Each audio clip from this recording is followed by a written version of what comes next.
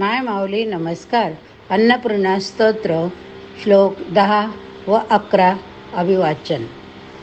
क्षत्रत्राण करी महाभय करी माता कृपा सागरी साक्षात मोक्ष करी सदाशिव करी विश्वेश्वरी श्रीधरी दक्षा क्रंद करी निरामय करी काशीपुराधीश्वरी भिक्षां देहि कृपावलंबन करी माता अन्नपूर्णेश्वरी भगवती भवरोगात पीडितं दुष्कृतोतात सुतदुहितृकलत्रोपद्रव वेनानुयातं विलसदमृतदृश्या वीक्ष विभ्रान्तिचित्तं सकलभुवनमातस्त्रायि मामो नमस्ते.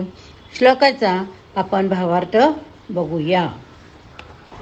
भगवती क्षत्रत्राण करी, तू क्षत्रियांना रक्षण करणारी, रक्षण देणारी आहेस. ह्या क्षत्रियांना ही जी शक्ती प्राप्त झालेली ती जगदंबेनं दिलेली, तू त्याचा सांभाळ करते म्हणून तिला क्षत्रत्राण करी म्हणतात. क्षत्रिय गणांचं रक्त सतत समाजात फिरत राहावं यासाठी समाजानं सतत प्रयत्न करायला हवा. तू नाही मी नाही तर आपण सगळे मिळून प्रयत्न करायला हवा. ही जबाबदारी आपण दुसऱ्यावर न टाकता आपण स्वतः घ्यावी, स्वतः पुढाकार घ्यावा. समाजात चैतन्य का दिसत नाही, त्यासाठी काय करायला हवं हा विचार करणं म्हणजे फक्त खरी कृष्णपूजन होय. श्रीकृष्णानं क्षत्रियांचं प्रतिपालन करून पाशविवृत्तीच्या क्षत्रियांचा संहार केला होता. अशा प्रकारची महान कार्य त्यानं केलेली म्हणून त्याचं चरित्र महान. जगदंबेचं वर्णन करताना तिला क्षत्रत्राण करी असं म्हटलेलं आहे, ते अगदी सार्थ होय. क्षत्रत्राण करी, आई तू क्षत्रियांना रक्षण देते, तू क्षत्रियांना शक्ती दिली म्हणून त्यांच्यामध्ये स्वार्थ वृत्ती दृष्टोत्पत्तीला येते. शक्ती सर्वांच्या ठिकाणी असते पण तिचा उपयोग स्वतःच्या संसारासाठी केला जातो. महाभयंकरी, आई तू मोठं अभय देणारी, महान अभय देणारी, याचाच अर्थ तू लोकांना दुःखातून मुक्त करणारी. दुःख शब्दाचा अर्थ गरिबाचं दुःख, व्यवहारात इतर सामान्य दुःख वगैरे असं नाही. माता कृपा सागरी, आई तू कृपा सागरी, तू आई म्हणून कृपा करते, तू माझ्यावर दया करतेस याचं मला मुळीच वाईट वाटत नाही. माया ममता ह्या कृपेच्या वरच्या पायऱ्या. जे लोक स्वतःच्या जीवनाचं सर्वस्व असलेलं कर्म प्रभूला अर्पण करतात त्यांच्यावर प्रभूची माया ममता सदोतीत असते. जगातला हृदय जाणता येत नाही, जगताला हृदय जाणता येत नाही, त्याला रोचक तेवढं ऐकायला आवडतं. ज्याच्यावर भगवंताची ममता असते त्याचं ऐकायला कोणी येणारही नाही. माता कृपा सागरी, आई धावत येते. मुलाला एखादी गोष्ट जमत नसेल तर आई त्याला मदत करते, यालाच कृपा संबंध म्हणतात. भगवंताची कृपा होणं ही वेगळीच गोष्ट. दयेत भगवान जे देतो ते घ्यायचं असतं, कृपेत जे मागतो ते मिळत असतं. साक्षात मोक्षकारी, तू मोक्ष देणारी. भगवंताची मनापासून भक्ती केली तर रोगमुक्ती, भयमुक्ती, विकारमुक्ती मिळते. या सर्व प्रकारच्या मुक्ती यातच देहात मिळतात म्हणून साक्षात मोक्ष देणारी असं वर्णन केलेलं. तुझ्या कृपेमुळंच मोक्ष मिळतो ही खरी स्थिती होय. माता तू सदाशिव करी, आई तू सदाशिव करी, याचा अर्थ सुखदुःखात कल्याण करणारी होय. आई सुखात तसं दुःखातही माझं कल्याण करते. विश्वेश्वरी, आई ह्या जगात तू ऐश्वर्य निर्माण करणारी. विविधता हेच एक मोठं ऐश्वर्य होय. तू विश्वेश्वरी आहे, तू विश्वाला ऐश्वर्य देणारी. श्रीधरी, श्री म्हणजे काय हो तर शोभा, सौंदर्य, आनंद याची शोभा.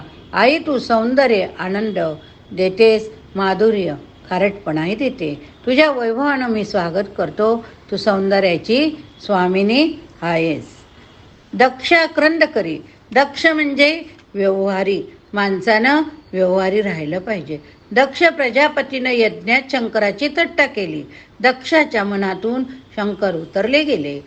शंकराजवळ एवढं ज्ञान असतानाही स्मशानात राहतो, पिशाच्यांचा उद्धार करतो, ही गोष्ट त्याला आवडत नसे. व्यवहारी माणसानं ध्येयनिष्ठ तत्वनिष्ठ माणूस आवडत नाहीत. दक्ष लोकांना ध्येयनिष्ठ माणसं मूर्ख आहेत असं वाटतं. भगवत कार्यातही जे व्यवहारी दृष्टी ठेवतात ते दक्ष प्रजापती होय, त्यांना शिव महाभयंकर वाटतो. ध्येयनिष्ठ व्यक्तींना क्षुद्र समजून ज्यावेळी आक्रमण केलं जातं त्यावेळी आई त्याचा नाश करते. म्हणून आई तू दक्षा क्रंदकरी आहे, तू दक्षा क्रंदकरी आहे. निरामय करी आई तू रोग दूर करणारी ग. शरीरातील रोग औषधाने नाहीशी होतात. यासाठीच प्रभूनं औषधी निर्माण केल्या ना, यासाठीच प्रभूनं औषधी निर्माण केल्या. श्री वनस्पती परमेश्वरानं निर्माण केल्या असताना कित्येक भक्त आजारी पडल्यावर म्हणता आम्ही औषध घेत नाही. भगवंताला रोग नाहीसा करायचा असला तर तो करील, मला बरं कर, मी औषध घेणार नाही. हे बोलणं म्हणजेच वरती आणखी म्हणता औषधम जान्वी तोयम वैद्यो नारायणो हरी. गंगेच्या पाण्याला सुद्धा औषध म्हणतात, तो नारायणाला वैद्य समजतात असा लोक काही अर्थ लावतात. निरामय करी यामध्ये शारीरिक रोगाचं वर्णन असावं असं वाटत नाही. शंकराचार्यांना स्वतःला भगंदर रोग होता असं असूनही तो रोग दूर होण्यासाठी जगदंबेजवळ याचना केली असेल असं वाटत नाही. आमय म्हणजे रोग, पण कोणता रोग? जगदीशा जवळून दोन रोग दूर होतात, एक बुद्धीचा, दुसरा मनाचा.